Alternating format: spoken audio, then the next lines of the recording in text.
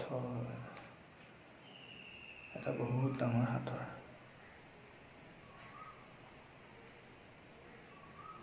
আচল কথাটো এইটোৱে যে সেইটোৱে প্ৰকৃত আৰু সত্য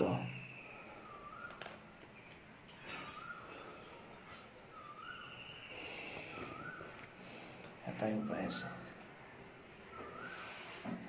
এই সাঁথৰটোৰ পৰা ওলোৱাৰ মই মৰিব লাগিব Yes, I have to die. I have to die.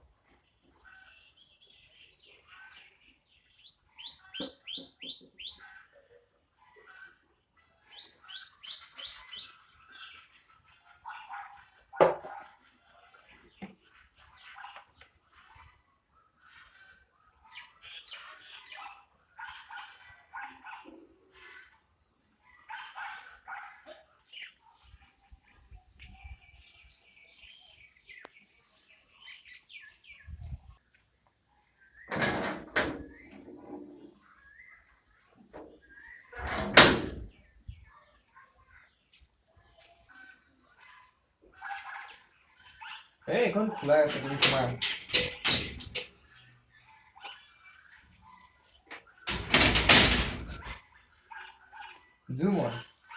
মই তোমাৰ কথাই ভাবি আছিলো গম পোৱা নে ব'লা ভিতৰতে বহিবাগে ব'লা ব'লা ব'লা স্যাৰ মই এটা গল্প আনিছিলোঁ অলপ চাই দিয়কচোন কেনেকুৱা হৈছে চাওঁ দিয়কচোন কি আনিছিলানো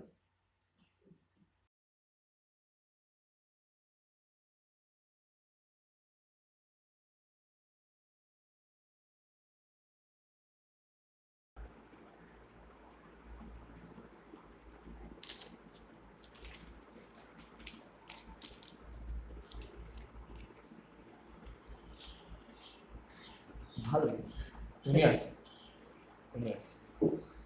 খালি এটা কথা এই গল্পটো মেবি কোনোবা এখন মেগাজিন নতুবা কোনোবা এখন নিউজ পেপাৰৰ গল্প কবিতাৰ কিতাপত থাকিব প্ৰকাশ পাব কেইজনমান মানুহে হয়তো পঢ়িব আৰু মেক্সিমাম মানুহে সেইটো পঢ়িবলৈ নাপাব একচুৱেলি আজিকালি মানুহবিলাকে ইউনিক কণ্টেণ্ট বিচাৰে তুমি যদি এটা অৰিজিনেল ষ্টৰি প্ৰেজেণ্ট কৰিব পাৰা no, it is original, but in an interesting way, in a different way, তুমি যেটা প্রেজেন্ট করতে পারো you will get viral. তুমি পপুলারিটি পাওয়া পারো let me show you something it was একটা ভিডিও বুঝছা এই চলো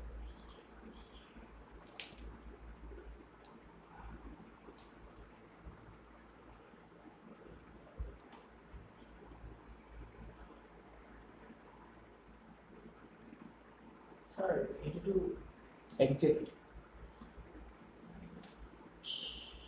ইটস এ সুইসাইড কেস আৰু আচৰিত কথাটো হ'ল এই ঘটনাটোত ল'ৰাজনে একচুৱেলি কিয় সুইচাইড কৰিছে আমি অলপমান ক্লু পোৱা নাই আৰু মোৰ বুদ্ধিৰে মই মোৰ নতুন উপন্যাসখনৰ ষ্টৰি এটা পালোঁ মই বুজা নাই Let me explain.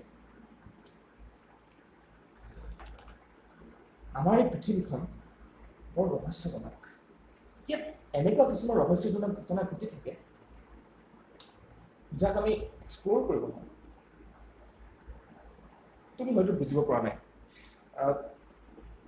Let me bring you to another place. Just তুমি তোমাৰ হাতখন আগবঢ়াই দিয়াচোন। এতিয়া তুমি চকুকেইটা বন্ধ কৰি দিয়া। Trust me, একো নহয়, একো নহয়। Just trust me. এতিয়া মোৰ শব্দ, মোৰ কথা, মোৰ মাত এইবোৰ অনুসৰণ কৰা। তুমি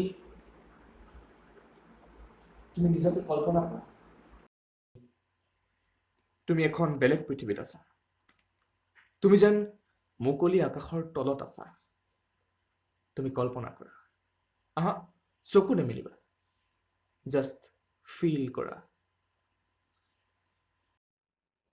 এতিয়া তুমি মোক অনুসৰণ কৰা।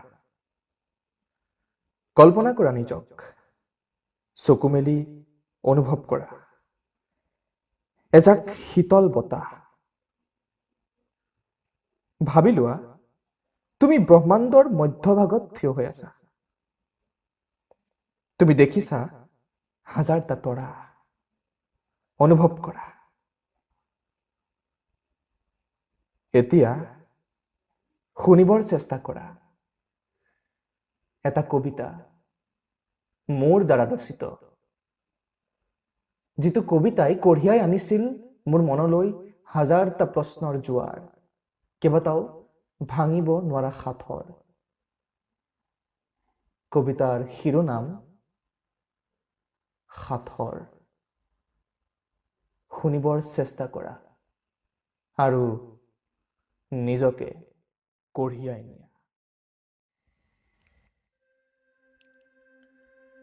শব্দবোৰ গধুৰ হ'বলৈ ধৰিছে। বুজিব নোৱাৰি। কৌটি বছৰ মহাদেৱক তপস্যা কৰি পৰম জ্ঞান লোৱাৰ ধৈৰ্য তোমাৰ আছেনে? সৌৱা কাউৰীজাক অচিন নক্ষত্ৰৰ সন্ধানত নামি পৰিছে। সিহঁতবোৰৰো ধৈৰ্য নাই। তথাপিও সিহঁত আবদ্ধ। ধৰ্ম আৰু বিজ্ঞানৰ তোমোজাত সিহঁত পগলা হৈছে। সুখ আৰু দুখৰ যাতনাত সিহঁত আবদ্ধ। তথাপিও সৃষ্টিৰ অনাদি অনন্ত প্ৰশ্নবোৰে সিহঁতক কামুৰি আছে।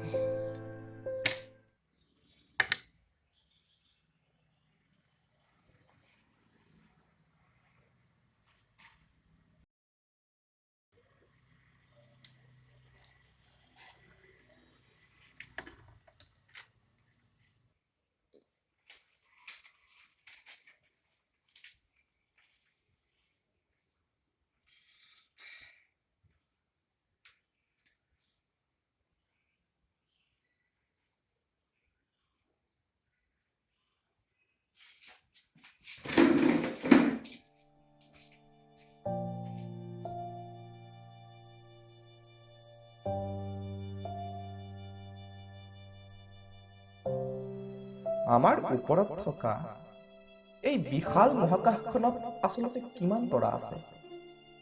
তৰাবোৰৰ সিপাৰে কি আছে? সঁচাকৈ ভগৱান আছেনে? আছে যদি ক'ত আছে? ইমান জটিল কিয় এই সৃষ্টি?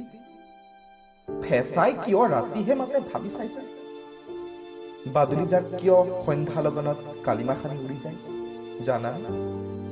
আৰু পৰুৱা জাকে কেনেকৈ ইমান ভাৰ কৰি? ইমান নক্ষত্ৰৰ মাজত আমিবোৰো যে আছো, তাৰ উদ্দেশ্য কি বাৰু জানিবৰ মন নেযায়? বলীয়া বিজ্ঞানৰ পাতত বিচাৰিছা নেকি সত্য? নে ধৰ্ম চৰ্চা কৰিছা? নে সকলোবোৰ আওকাণ কৰিছা? পাৰিছা?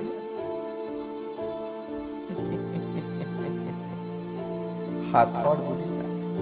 এটা ডাঙৰ সাঁথৰ। সৃষ্টিৰ প্ৰতিটো বস্তুৱেই সাঁথৰ। জন্ম আৰু মৃত্যু, তৰা, আকাশ, গ্ৰহ, নক্ষত্ৰ সকলো সাঁথৰ। আৰু আটাইতকৈ ডাঙৰ সাফৰটো হ'ল সময়। সময় আচলতে কি? কিয় আমি ইয়াক নিয়ন্ত্ৰণ কৰিব নোৱাৰো? কি ঠিক, সময়েই হয়তো ভগৱান। কেতিয়াবা যদি সময় ৰৈ যায়, তেতিয়া কি হ'ব? ইমানবোৰ প্ৰশ্ন আৰু উত্তৰত বিগ বেং থিয়ৰী। মাথো এটা থিয়ৰী। তোমাৰ মনটোক কামুৰি থকা প্ৰশ্নটোৱে বিস্ফোৰণ কৰিব বিচাৰিছে। এবাৰ নিজৰ অস্তিত্বৰ কথা ভাবাচোন।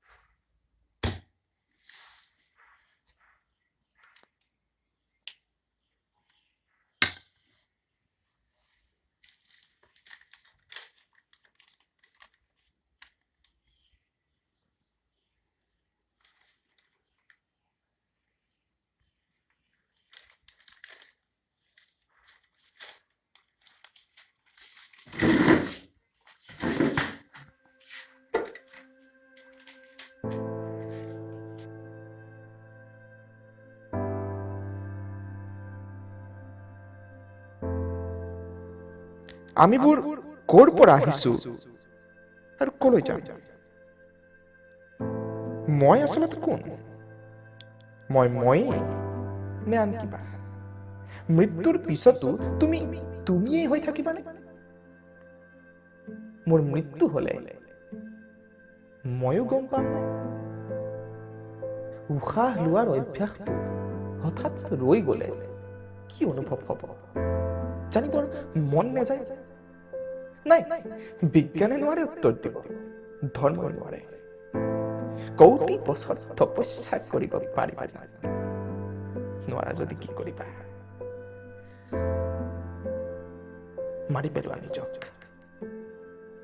মৃত্যুৱে একমাত্ৰ উপায়। সাঁথৰটো তেতিয়াহে ভাঙিব পাৰিবা। মৃত্যুৱে একমাত্ৰ প্ৰকৃত আৰু সত্য। আলিঙ্গন কৰা মৃত্যুক আৰু কঢ়িয়াই নিয়া নিজক ব্ৰহ্মাণ্ডৰ ধূলি হৈ যোৱা, বতাহ হৈ যোৱা, মাৰি পেলোৱা নিজক। মাৰি পেলোৱা